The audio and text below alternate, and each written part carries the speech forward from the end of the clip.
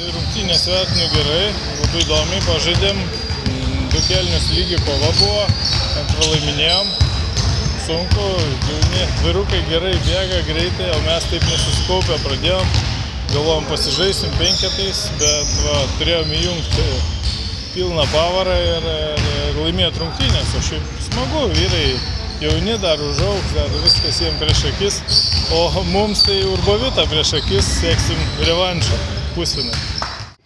Pasirodėm tikrai neblogai, kiekvienas varžybas vis gerėjom, tik gaila, kad jau pasibaigė sezonas, tikrai prasileidom daug taškų iš po krepšio, greitų atakų, kas ir lėmė šių rungtynių rezultatų. Kaip ruošitės kitam sezonui?